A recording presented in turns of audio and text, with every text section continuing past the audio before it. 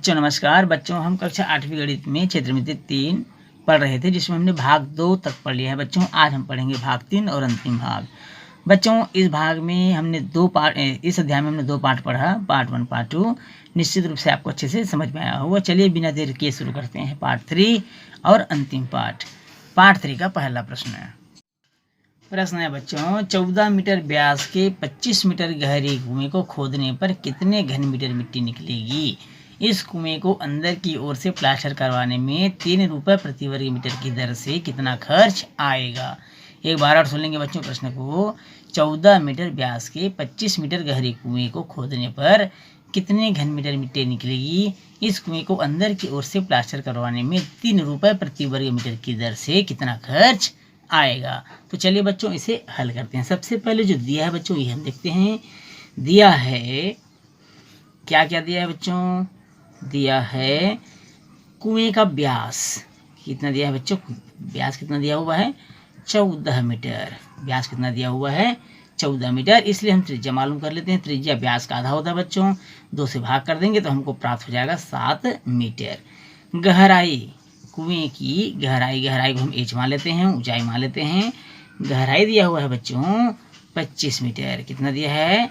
गहराई 25 मीटर। कुएं का आयतन क्या निकाल लेंगे हम? कुएं का आयतन। कुएं का आयतन, चूंकि कुआं कैसा है बच्चों? बेलनाकार है, तो बेलन का आयतन का सूत्र लगाएंगे। कुएं का आयतन है पाई आर स्क्वायर एच, क्योंकि कुआं बेलनाकार है इसलिए बेलन का आयतन सूत्र लगा देंगे बच्चों, पाई आर स्क्वायर एच।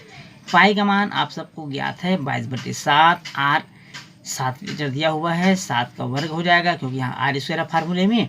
एच दिया हुआ है 25 मीटर। कितना दिया है बच्चों? 25 मीटर। यहाँ पर हम एक 7 तो काट ही देंगे।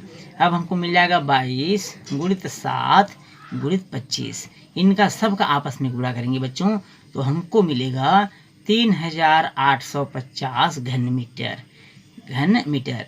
अब प्रश्न में ये था कि कुएं से कितनी मिट्टी निकलेगी, तो 3850 घन मीटर मिट्टी निकलेगी।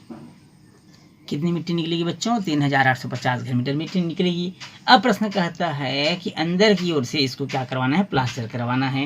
तो अंदर की ओर से प्लास्टर करवाना है तो हमको पृष्ठीय क्षेत्रफल मालूम करना होगा तथा कुएं का पृष्ठीय क्षेत्रफल इसका हम पृष्ठीय क्षेत्रफल ज्ञात करेंगे।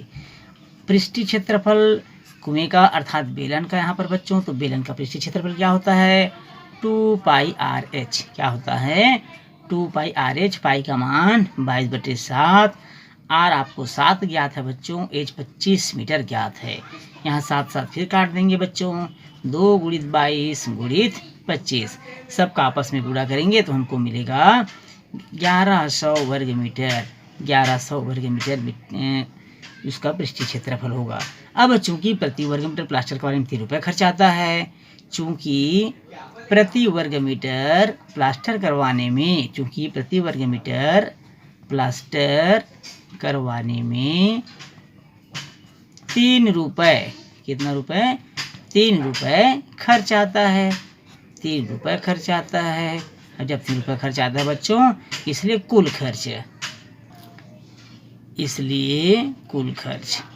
कुल खर्च कितना हो जाएगा बच्चों?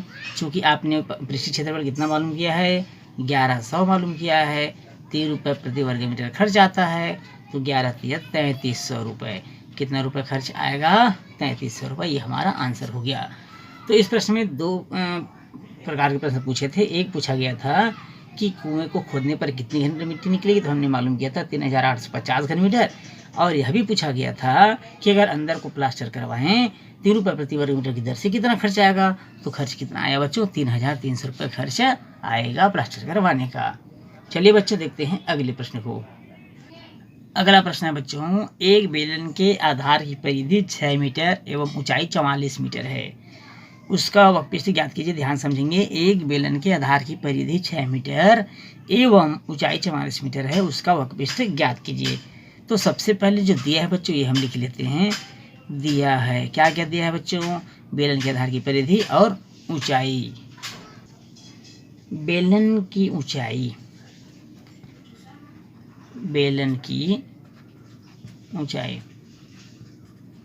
बेलन की ऊंचाई h बराबर दिया हुआ है 44 मीटर। कितना मीटर दिया बच्चों? 44 मीटर।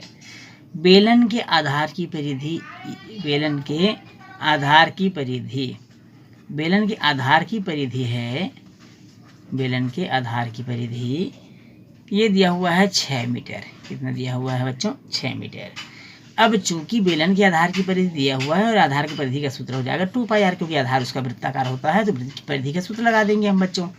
6 मीटर 2 × 22/7 गुणित त्रिज्या हमको मालूम नहीं है, बराबर 6 मीटर। अब यहाँ पर हम पक्षांतर कर देंगे बच्चों। r बराबर हो जाएगा 6 × 7/2 गुणित 22। अब यहाँ पर कट रहा है बच्चों, काट देंगे। 2 तिया 6, बचा क्या? 7 तिया 21, 21/22 हो जाएगा। 21/22 मीटर। ये क्या हो गया बच्चों? आर हो गई, त्रिज्या हो गई। अब हमको मालूम करना था बेलन का वक्रपृष्ठ। क्या मालूम करना था? बेलन का वक्रपृष्ठ। हम वक्रपृष्ठ का सूत्र लगा देते हैं।